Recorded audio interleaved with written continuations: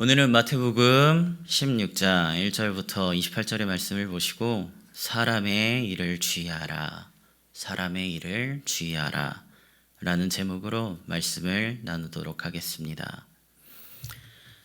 오늘 함께 읽으신 말씀 마태복음 16장은 크게 네 가지의 내용으로 나누어져 있습니다. 악한 세대가 표적을 구하는 내용과 주님께서 바리새인과 사두개인들의 누룩을 주의시키시는 내용, 베드로가 주님을 그리스도로 고백하는 내용, 주님께서 죽으실 것과 부활하실 것을 제자들에게 처음으로 말씀하시는 내용이지요. 먼저 본문 1절의 말씀을 함께 읽으시겠습니다. 본문 1절의 말씀을 함께 읽으시겠습니다. 바리새인과 사두개인들이 와서 예수를 시험하여 하늘로부터 오는 표적 보이기를 청하니. 아멘. 오늘 본문의 시작을 보면 참으로 이해가 되지 않는 사람들의 모습을 볼 수가 있습니다. 바로 바리새인과 사두개인들의 모습이지요. 이들은 예수님을 찾아와서 이렇게 시험하고 있죠. 하늘로부터 오는 표적을 보여달라. 사실 이 말은 말이 되지 않습니다. 예수님의 공생의 사역에 여정 동안 여기까지 이르도록 주님께서 사람들에게 보여주신 표적이 도대체 몇 개였을까요? 아마 수도 없었을 겁니다. 물을 포도주로 바꾸었었지요. 수많은 불치병 환자를 고치셨지요. 물고기 2마리와 보리떡 5개로 5,000명이 넘는 사람을 넘게 먹이고 12바구니 넘게 거두셨지요. 무리를 걸으셨지요. 이것들이 만약 하늘로부터 오는 표적이 아니었다면 도대체 무엇이 하늘로부터 오는 표적일까요? 하지만 바리새인과 사두개인들은 눈과 귀를 닫고 말합니다. 우리에게 하늘로부터 오는 표적을 보여달라. 풀어 말해 지금까지와는 비교도 할 수 없는 극적이고 분명한 기적을 보여달라. 당신이 정말 참 선지자이거나 하나님이 보낸 사람이라면 우리의 불신을 날려버릴 수 있는 엄청난 기적을 보여달라라고 요구하고 있는 것입니다. 우리 주님께서는 이에 대해 이렇게 답변하시지요. 너희가 날씨는 분별할 줄 알면서 시대의 표적은 분별할 수 있느냐? 악하고 음란한 세대가 표적을 구하나 요나의 표적밖에는 보여줄 표적이 없느니라. 이미 수많은 표적을 보여주셨음을 말씀하시면서 앞으로 다가오게 될 주님의 부조금과 부활에 대해 언급만 하시고 주님께서는 이 악한 세대를 떠나시게 됩니다. 바리새인들과 사두개인들은 사실 굉장히 오랫동안 주님을 보아왔던 사람들입니다. 그리고 이들은 종교 지도자들이었고 엘리트 그룹들이었습니다. 아주 머리가 좋은 사람들이었지요. 주님의 수많은 표적을 보아하고 주님과 수없이 대화했고 그분의 가르침을 들어왔습니다. 그러나 주님이 정말 누구신지는 몰랐습니다.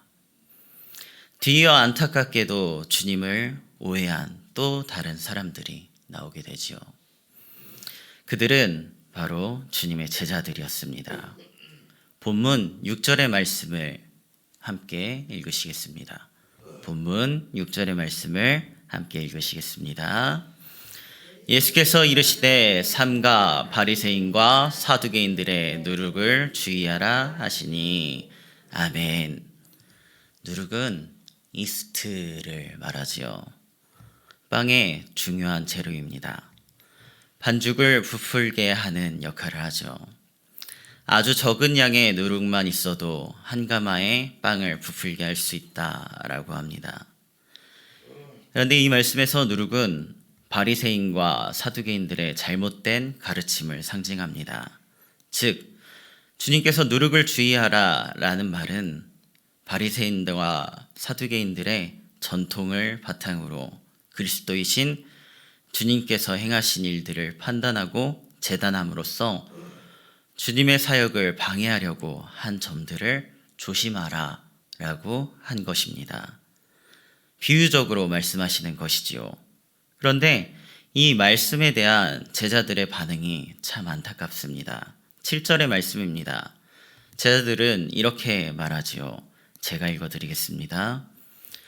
제자들이 서로 논의하여 이르되 우리가 떡을 가져오지 아니하였도다 하거늘. 아멘.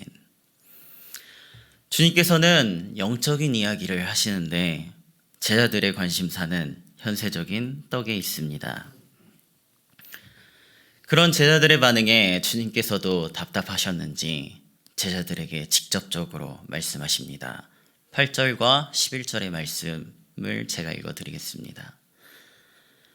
예수께서 하시고 이르시되 믿음이 적은 자들아 어찌 떡이 없으므로 서로 논의하느냐. 어찌 내 말한 것이 떡에 관함이 아닌 줄 깨닫지 못하느냐. 오직 바리새인과 사두개인들의 누룩을 주의하라 하시니. 아멘. 그리고 그제서야 제자들은 떡에 대해 말한 것이 아니라 바리새인과 사두개인들의 잘못된 교훈에 대해서 주님께서 말한 것임을 알게 되지요. 어떻게 보면 주님께서 너무 어렵게 이야기한 것이 아닌가 싶기도 하지만 주님은 처음에 이야기하실 때 분명히 바리새인과 사두개인들의 누룩이라고 말씀하셨습니다. 제자들의 눈이 가리워져 오해한 것이 맞지요. 오늘 말씀을 나누는 저와 성도님들은 주님의 마음을 답답하게 하는 자들이 아니라 주님의 마음을 시원케 하는 자들이 되시길 바랍니다. 이렇게 제자들과 사역을 함께 하시던 중 이제 주님께서는 가이사랴 지방에 이르러 주님에 관하여 굉장히 멋있는 고백을 하는 말씀도 오늘 본문에 등장하게 되지요. 주님께서 제자들에게 물으십니다. 사람들이 나에 대해 누구라 하느냐? 상투적인 답변이 돌아오지요. 14절의 말씀을 제가 읽어드리겠습니다. 본문 14절의 말씀을 제가 읽어드리겠습니다. 이르되 더러는 세례 요한, 더러는 엘리야, 어떤 이는 예레미야나 선지자 중에 하나라 하나이다. 아멘. 그래서 주님께서 다시 물어보십니다. 너희는 나를 누구라 하느냐? 너희는 나를 누구라 하느냐?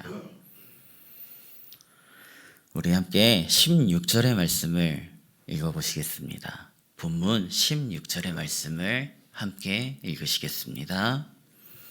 시몬 베드로가 대답하여 이르되 주는 그리스도시요 살아계신 하나님의 아들이시니이다. 아멘. 베드로가 너무나도 멋진 고백을 합니다. 주는 그리스도시요 살아계신 하나님의 아들이십니다. 무슨 뜻입니까? 당신은 우리의 구원자이시며 살아계신 하나님의 아들이십니다. 베드로가 주님 앞에서 이 고백을 드렸을 때 어떤 심정으로 고백을 드렸을까요? 정말 가슴이 뛰는 고백이 아닙니까? 이렇게 멋진 고백이라니 저는 이 장면을 상상만 해도 가슴이 뛰더라고요. 저는 저와 여러분 또한 이러한 진심의 고백을 수없이 주님께 드리시게 되길 소망합니다. 주는 그리스도시요 살아계신 하나님의 아들이십니다. 그리고 우리 또한 이러한 고백이 가능할 것은 베드로가 이렇게 할 수 있게 된 것이 하나님의 은혜로 인함이었기 때문입니다. 본문 17절의 말씀입니다. 제가 읽어드리겠습니다. 예수께서 대답하여 이르시되 바요나 시몬아 내가 복이 있도다. 이를 내게 알게 하니는 혈육이 아니요 하늘에 계신 내 아버지시니라.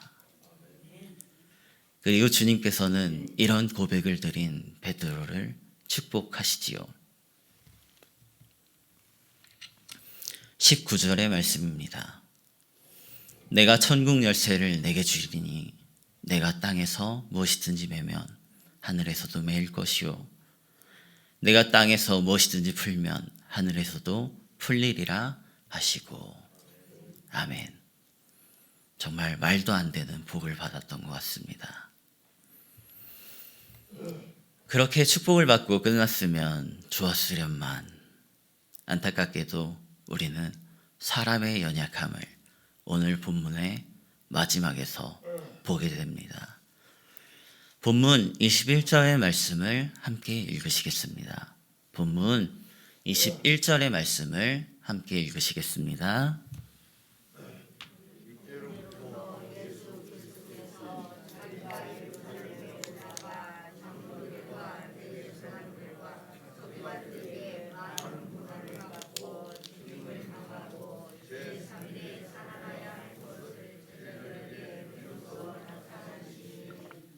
아멘. 본문의 마지막에서 주님께서는 제자들에게 자신이 죽게 될 것이고 3일 만에 부활하게 될 것임을 제자들에게 확실히 설명하십니다.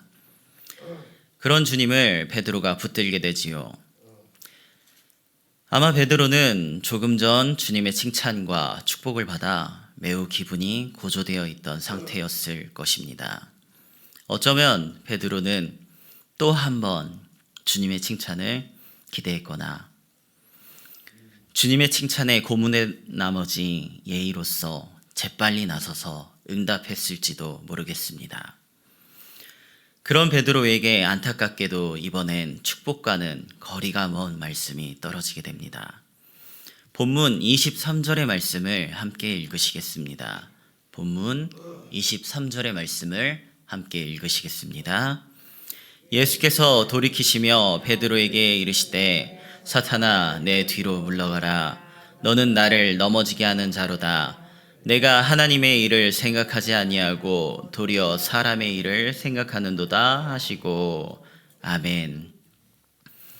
그렇게 베드로는 크게 혼이 나고 주님께서 제자들에게 십자가의 길을 교훈하심으로 오늘 말씀이 끝이 나게 됩니다. 말씀을 정리하겠습니다.